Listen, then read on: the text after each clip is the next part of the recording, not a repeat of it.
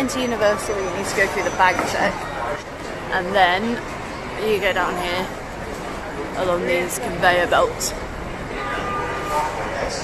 or you can walk down the middle there. Once you come off the conveyor belts, you then have to walk through City Walk to get to the park. So if you can see, it can actually get very crowded.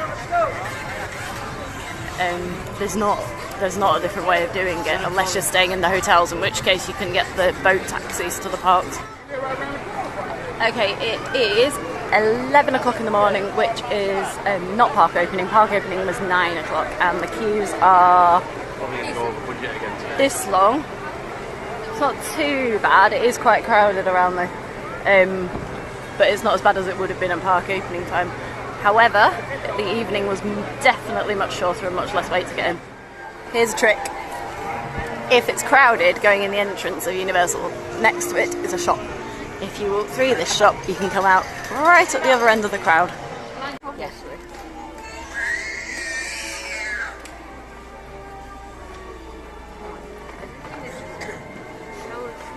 Can I get this? Probably not. And that's the one disadvantage of walking through a shop. I've already got a cap. It's the new cap now. Oh, can I get this? No. I need a one. We don't need a one right now. I need a one. Not right now, but I need a one. And another shop. Wow. This is another shop. Oh, we lost. This shop on the right hand side does seem to be even quieter if you wanted to walk into the park this way. It does, however, have hundreds of sweets, which is so exciting. But they pump this smell through. It's delicious, but it makes you want to buy them. Teddies and a Christmas shop. The Christmas shop's great because it's got all Harry Potter things. Look, Harry Potter stockings. Wow. And Harry Potter Christmas decorations. Any Harry Potter fan would love these. We have Coke can Christmas tree decorations for $18. However, if you drank a can of Coke, tied a piece of string to the top, that's a lot cheaper.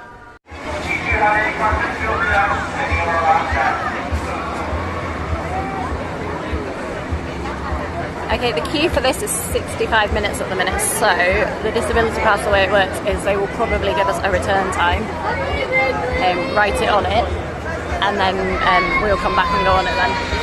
And we'll go on Spider-Man first. So there's a bit of a queue. There we go, we get a return time written on it.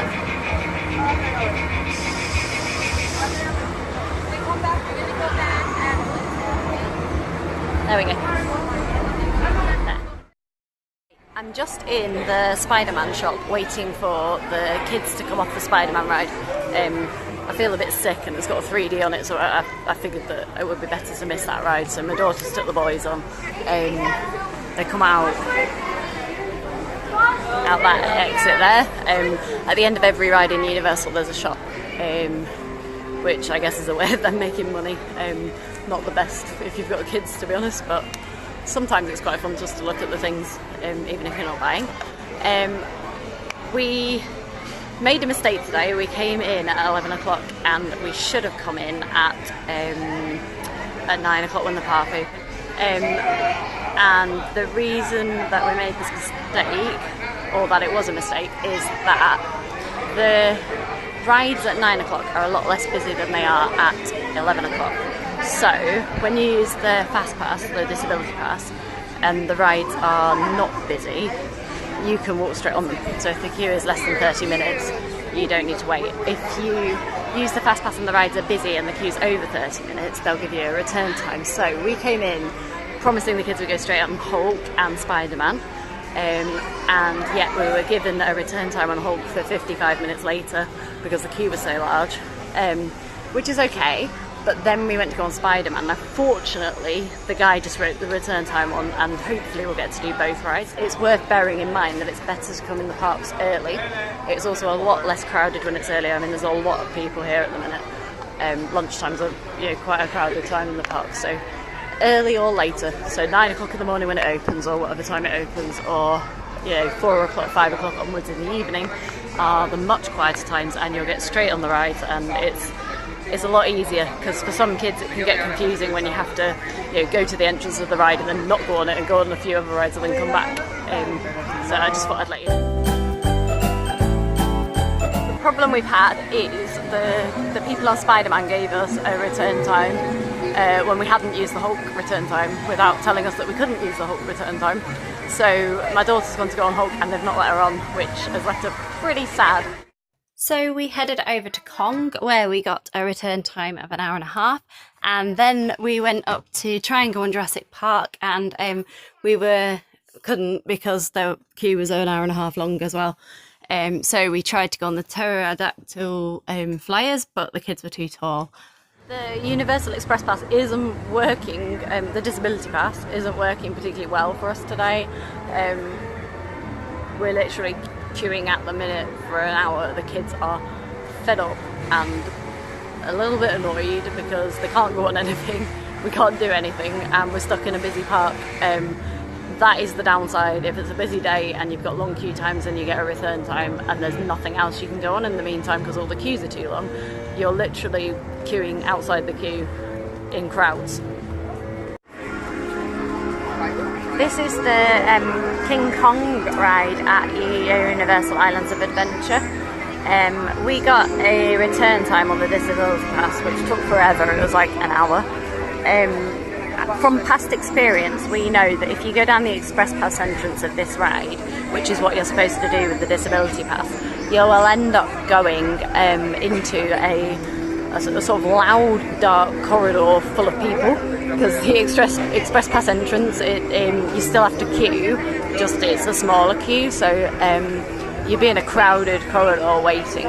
So what we've done is we've asked at the entrance if the kids can use the child swap entrance instead, which basically takes you to the exit of the ride and you can get straight on. So the guy gave us a child swap ticket, which has let them go on there, and hopefully that will take away the fact that they will have to wait in a dark, crowded, loud corridor.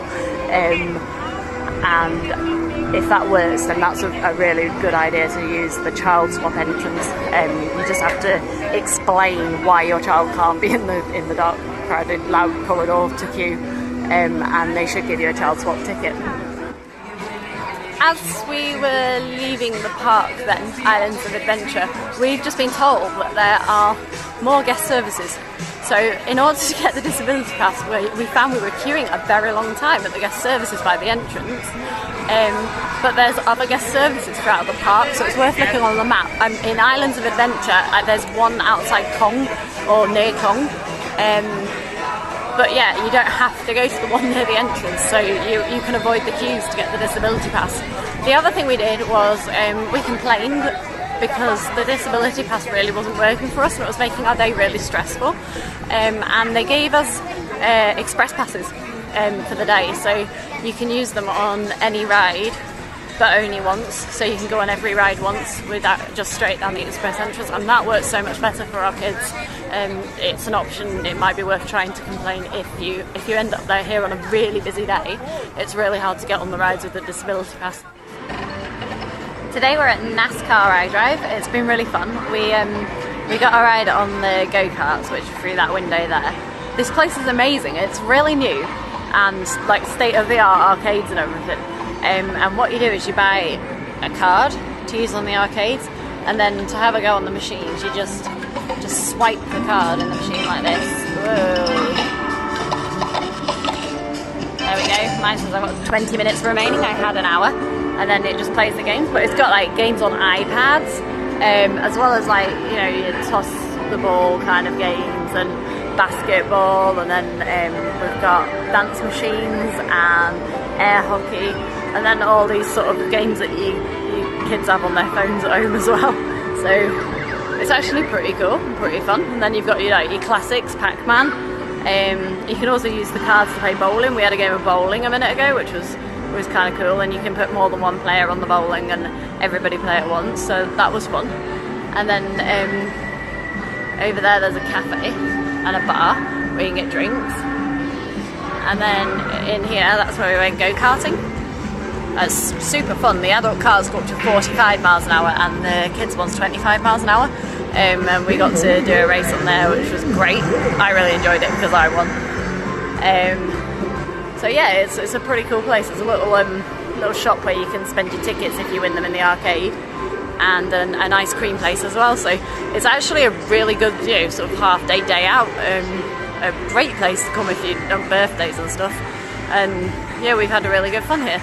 All the boys are playing snooker there. Do you like it here? Yeah. What's been your best bit?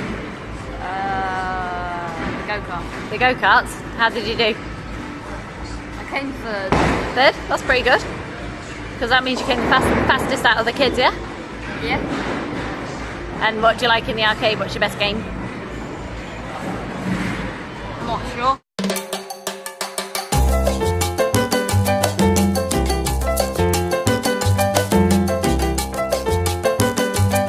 We've had a bit of a major disaster.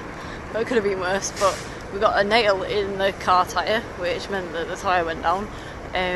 It's obviously a higher car, and we rejected the car tyre cover, so we've had to try and get it fixed. We've been to 4 different car tyre places. One, the machine had broken, one, the computer had broken, one was charging 6 times as much as anywhere else.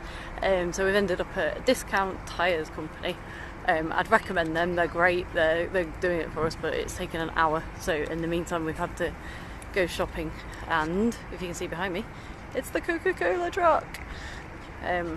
It's not as exciting as the one that tours at Christmas, but hey. So we've ended up buying an escape game that you do at home. No idea what that'll be like, but it sounds fun. It turns out Discount Tyre Company have fixed our car for free, so that was really kind of them. Thanks very much. We headed over to Hollywood Studios next because we had a fast pass for the Slinky dog coaster, and we wanted to go on that, so we decided to go to the park especially for it. We parked in medical parking, which was easy, and then walked into the park, which is a bit of a walk at the minute because of the building works. They get the disability access pass from near the ride if you need it, but we didn't because we already had a fast pass, and this is the ride. Anything flying down? Only a bottle of water, a hat, and some sunglasses. No problem. That's it. Don't lose your phone.